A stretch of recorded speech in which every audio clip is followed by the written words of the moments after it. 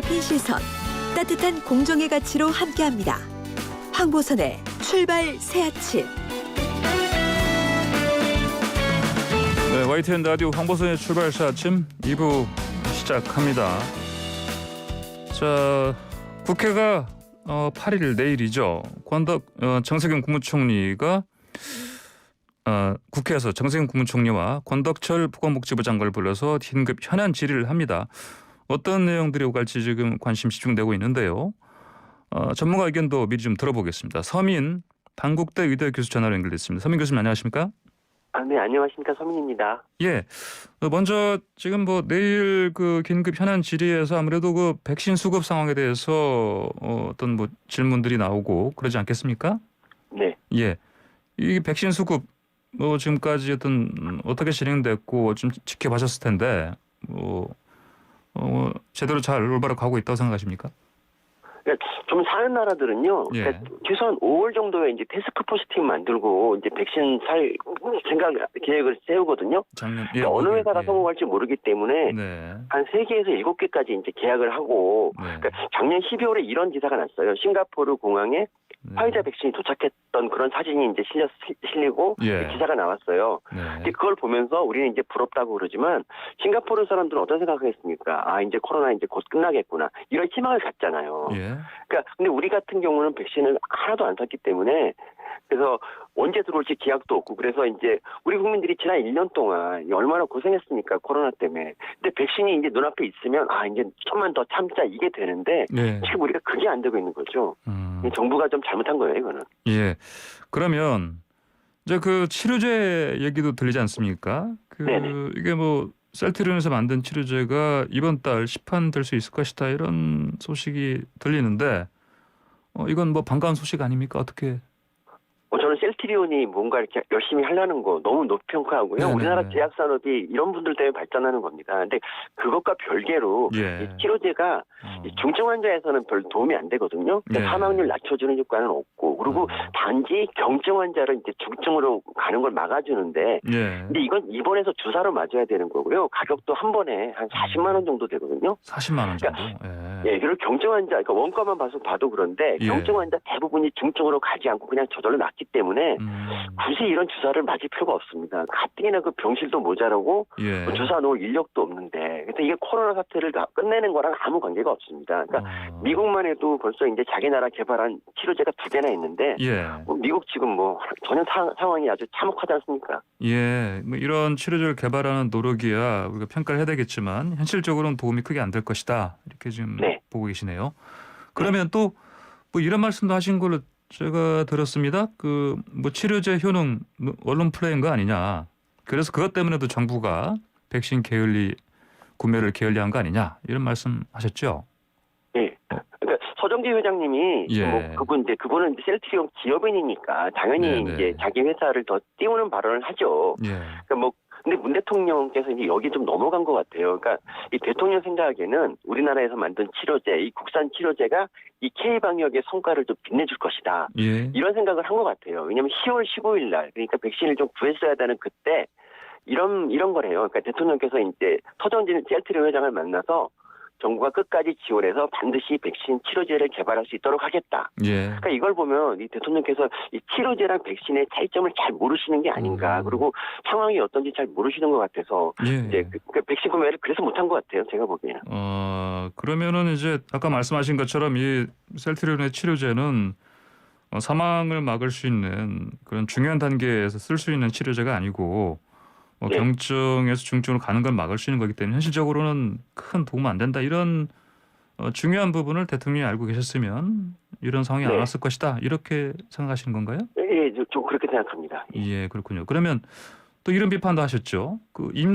이상만 바친 것을 네.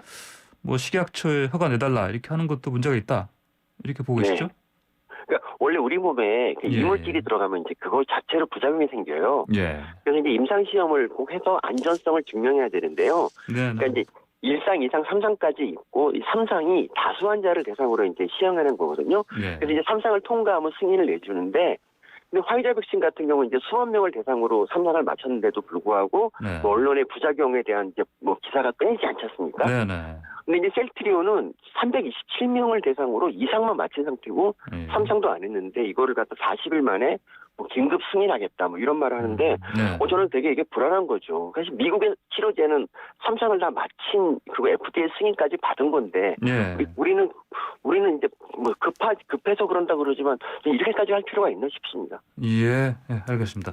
자, 그러면 이제 백신 수급이 늦어지는 상황이다 보니까 지금 영국 같은 것도 그렇고요.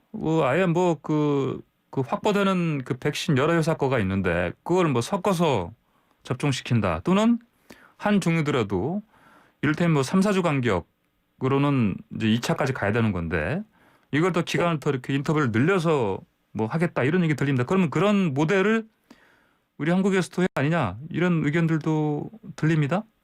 근데 그게 이제 백신 수요가 많은데 공급이 딸리기 때문에 그렇잖아요. 근데 그게 아직 임상 시험에서 증명된 바가 없기 때문에 섞어서 맞는 거는 전 전혀 아직 권해주고 싶지 않고요. 예. 그리고 이제 1차 접종만 해도 뭐 어느 정도 이제 효과가 있을 거니까 뭐 그렇게 하자 이러는데 예. 저는 그것도 바람직하지 않다고 봅니다. 왜냐하면 사람이라는 게 한 번 이제 백신을 접종하면 그다음부터 이제 마스크 쓰고 싶지가 않은 거죠. 나는 좀 안전하지 않을까? 네네. 이래서 이제 이 방역을 정부가 좀 국민들이 좀 안 지켜야 될 것 같아요. 그래서 저는 좀 부적절하다고 봅니다. 오히려 그렇게 하면은 또 이제 뭐 어떤 그 접종 효과뿐이 아니고 네. 사회적으로도 심리적으로도 해이해지는 그런 상황을 초래할 것이다.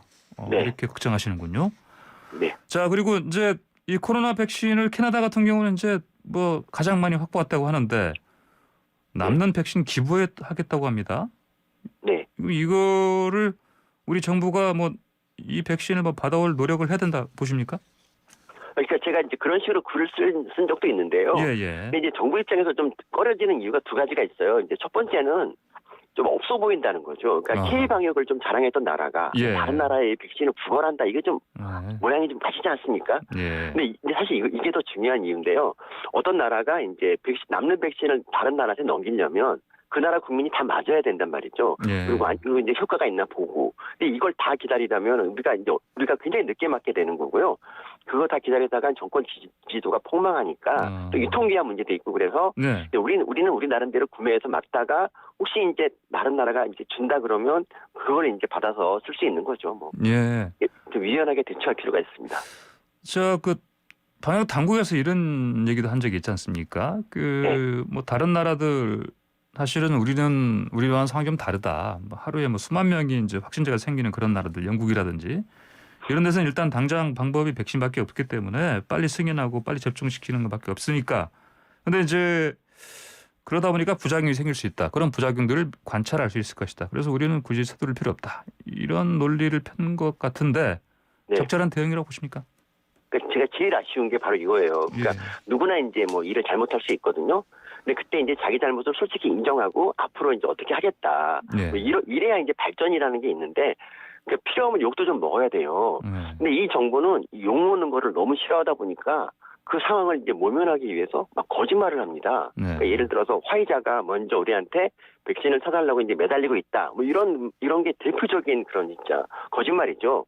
그리고 뭐 대통령 이거 안 먹게 하려고 뭐 정은경 총장이 사실은 백신 구매 책임자다. 대통령한테 뭐라 그러지 마라. 뭐 이런 거 있잖아요.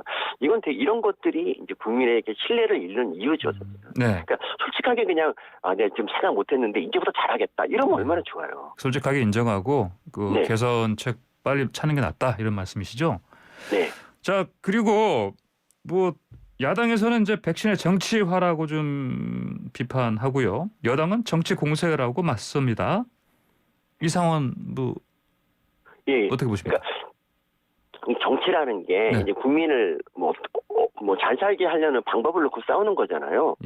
그런 면에서 이제 백신도 크게 보면 정치 문제가 맞아요. 그러니까 이걸 갖다 정치화한다고 그러면 안 되고, 그러니까 현재 지금 코로나가 정치, 경제, 사회를 모두 마비시키고 있는 점에서 이게 가장 큰 문제이기 때문에 정치 문제이기 때문에 그러니까 백신을 왜 못 구했냐고 비난하는 건 진짜 당연한 거고 절대 과열된 게 아닙니다. 그러니까 사실 우리가 이제 11월까지 백신을 우리가 하나도 못 구했었는데 왜 갑자기 구했냐?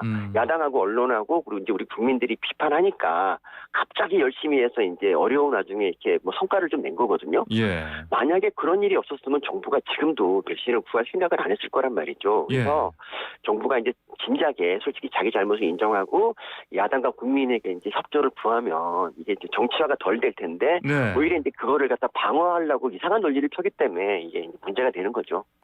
예, 서민 교수님, 저 정치권 얘기도 좀 더 듣고 싶은데 네. 시간이 지금 다 돼서 다시 한번 제가 좀 그 연결해서 하는 기회를 좀 마련하도록 하겠습니다. 예, 오늘 네, 말씀 잘 감사합니다. 들었습니다. 감사합니다. 감사합니다. 네, 지금까지 서민 단국대 의대 교수였습니다.